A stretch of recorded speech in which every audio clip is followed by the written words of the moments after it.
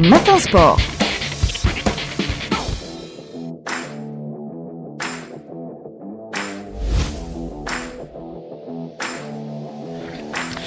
8h18 sur Alger Chantreuil dans 6-9, la matinale week-end, Matin Sport avec Rostom Yahya Sherif. Bonjour Rostom. Bonjour Soraya. Comment ça va ? Ça va et vous ? Très bien, merci. On entame cette page sport avec du football, large victoire des Verts face au Togo et ce qui se rapproche donc de la qualification de la CAN 2025. 5-1 pour l'Algérie hier face au Togo. C'était au stade du 19 mai 56 à Annaba pour le compte de la troisième journée des éliminatoires de la Coupe d'Afrique des Nations.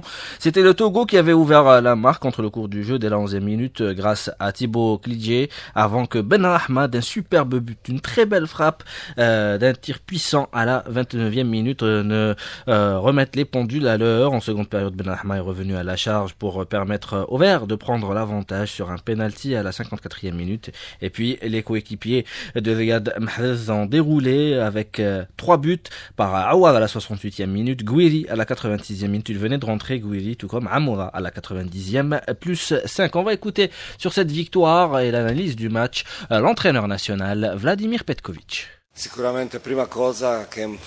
La première chose, c'est que je suis content parce qu'on a gagné le match et surtout je veux féliciter mes joueurs pour ce match qu'on a gagné contre le Togo. On est bien rentré dans le match, on a bien géré le match au début. Pendant la première mi-temps, on a quand même eu entre 12 et 13 tirs au but adverses. Parfois, on a aussi compliqué la tâche, on s'est compliqué la tâche, on n'a pas été assez précis. De la phase offensive, si on parle de phase offensive, je peux être content aussi de la première mi-temps. Tandis au contraire, dans la phase défensive, dans la première mi-temps, on a fait trop d'erreurs. On n'a pas été assez conséquent.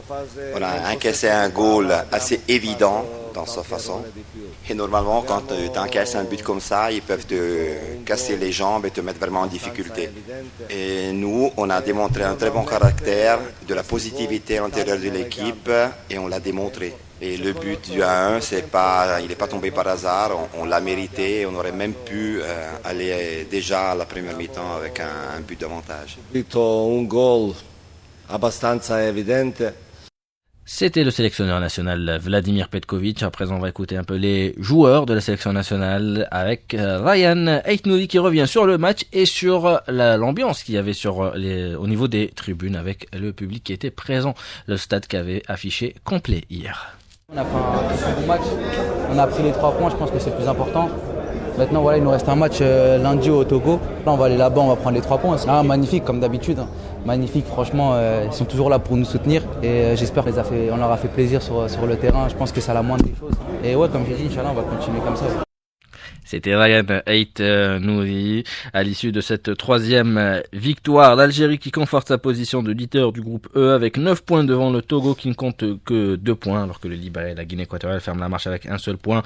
La Guinée équatoriale et le Libéria qui s'affronteront cet après-midi à 14h heure algérienne et l'équipe nationale qui se rendra à Lomé pour défier une nouvelle fois le Togo. Ça sera le lundi 14 octobre au stade de Kégué à 17h heure algérienne. Les autres résultats de cette troisième journée des éliminatoires de la Coupe d'Afrique des Nations hier, la République démocratique du Congo qui s'est imposée 1-0 face à la Tanzanie, le Burkina Faso qui a battu le Burundi 4-1, match nul 1 but partout entre le Ghana et le Soudan, le Botswana s'est imposé hors de ses bases 1-0 face au Cap-Vert, tout comme le Zimbabwe face à la Namibie. Aujourd'hui, la Tunisie affrontera les Comores à 20h, tout comme Gabon, Lesotho à 17h, Égypte, Mauritanie, il y aura Nigeria, Libye, et les champions d'Afrique en titre, les Ivoiriens qui accueilleront le Sierra Leone à 20h, Mali, Guinée-Bissau également à 20h, à 17h Cameroun, Kenya et à 18h Afrique du Sud, République démocratique à 18h Afrique du Sud, Congo. C'est parce que j'arrête pas de bâiller que vous êtes un petit peu déconcentrés. On reste avec le football. Début aujourd'hui de la 3e journée du championnat national de Ligue 1 avec plusieurs affiches au programme, Rostam. Il y aura 3 matchs aujourd'hui à partir de 16h. Le Paradou Athletic Club accueillera le nouveau promu qui fait un bon début de saison, l'Olympique Larbouk qui est deuxième au classement en compagnie de JS Kabylie avec 6 points. Il y aura également à 16h la JS Saoura face à l'entente de Sétif et à 20h30 l'affiche ce sera le Mouloudia d'Alger qui accueillera le MC Oran avec son nouvel entraîneur, le franco-malien Eric Schell. Suite de cette 4e journée demain avec 3 rencontres, NCM Agra US Biskra, JS Kabylie, CS Constantine et Shabab ADWZ Mouloudia Club d'Albayet. 2 rencontres ont été reportées. Espérance de Mostaganem USM Alger et AS Ochlef USM Khrenchla en raison de la participation des joueurs internationaux de l'USM Alger et de l'AS Ochlef en compétition africaine. Toujours avec le football, il y aura la Ligue 2 amateur aujourd'hui avec le groupe Centre-Ouest avec donc un choc avec 2 leaders. À 15h, le Mouloudia Club de Ouatzili qui accueillera l'Étoile de Ben Aknoun, les deux clubs qui occupent la première place conjointement avec 7 points. Il y aura également l'autre leader, l'Azmo d'Oran, qui sera en déplacement à Alger pour affronter le NED du Sendé. On va écouter l'entraîneur du NED du Sendé, Hakim Boufena. C'est une rencontre difficile pour les 2 équipes, mais on essaye Inch'Allah, de faire valoir nos chances, établir les 3 points contre l'Az. C'est une opération à rachat et surtout mentalement, on a beaucoup parlé avec les joueurs pour les motiver. Inch'Allah, c'est le rachat et les 3 points et oublier rapidement le match de Benak.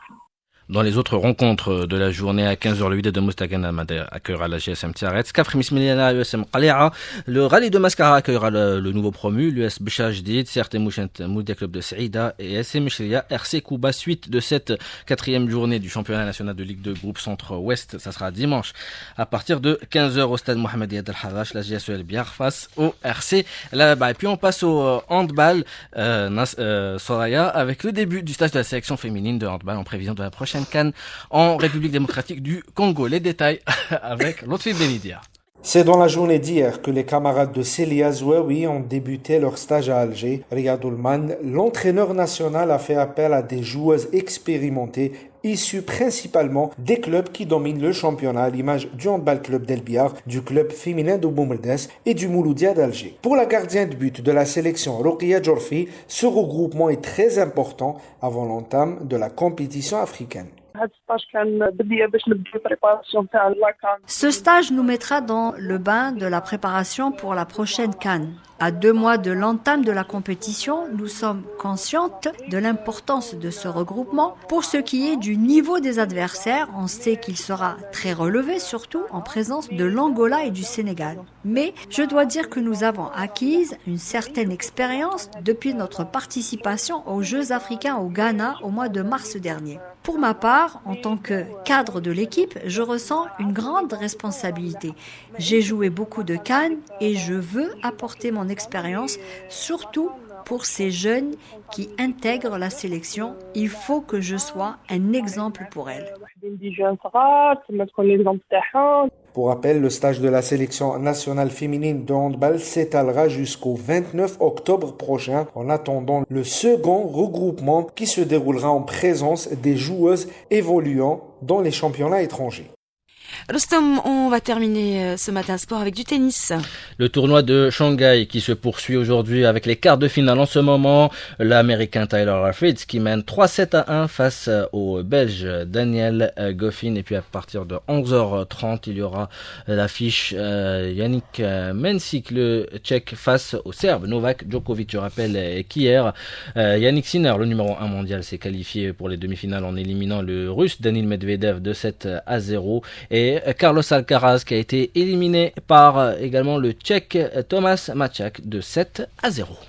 Je m'excuse de vous avoir un petit peu déconcentré aujourd'hui, Rostom. 8h.